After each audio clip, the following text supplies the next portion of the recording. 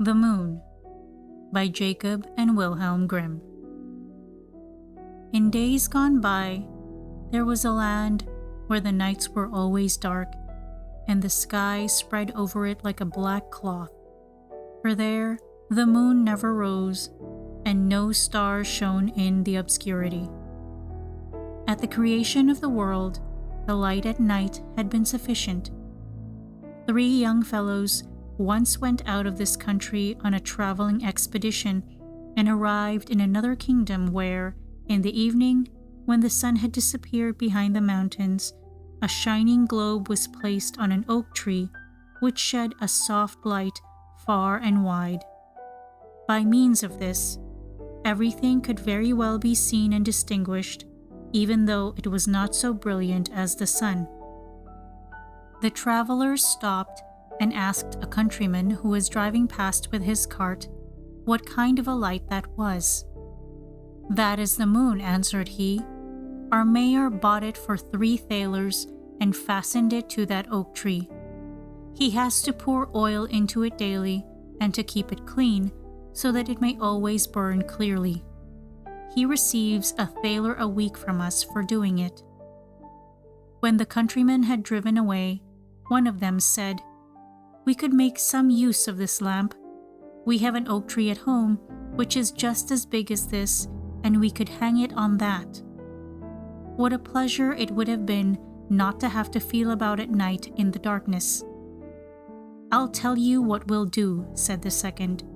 "We will fetch a cart and horses and carry away the moon. The people here may buy themselves another." "I'm a good climber," said the third. "I will bring it down."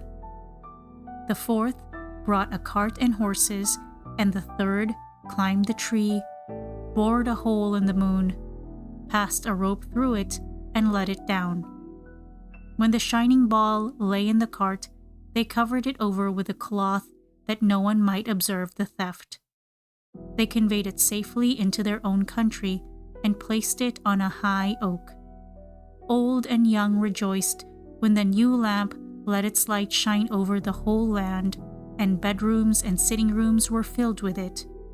The dwarfs came forth from their caves in the rocks, and the tiny elves, in their little red coats, danced in rings on the meadows. The 4 took care that the moon was provided with oil, cleaned the wick, and received their weekly thaler. But they became old men, and when one of them grew ill and saw that he was about to die, he appointed that 1/4 of the moon should, as his property, be laid in the grave with him. When he died, the mayor climbed up the tree and cut off 1/4 with the hedge shears, and this was placed in his coffin.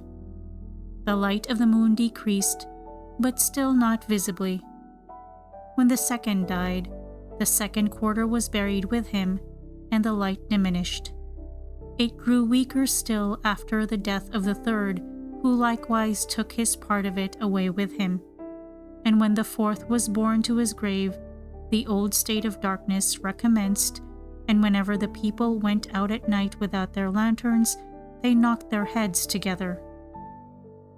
When, however, the pieces of the moon had united themselves together again in the world below, where darkness had always prevailed, it came to pass that the dead became restless and awoke from their sleep. They were astonished when they were able to see again. The moonlight was quite sufficient for them, for their eyes had become so weak that they could not have borne the brilliance of the sun. They rose up and were merry, and fell into their former ways of living. Some of them went to play and to dance. Others hastened to the public houses, where they asked for wine, got drunk, brawled, quarreled, and at last took up cudgels and belabored each other. The noise became greater and greater, and at last reached even to heaven. Saint Peter, who guards the gate of heaven, thought the lower world had broken out in revolt and gathered together the heavenly troops which are to drive back the evil one when he and his associates storm the abode of the blessed. As these, however, did not come, he got on his horse and rode through the gate of heaven down into the world below. There, he reduced the dead to subjection, bade them lie down in their graves again, took the moon away with him, and hung it up in heaven.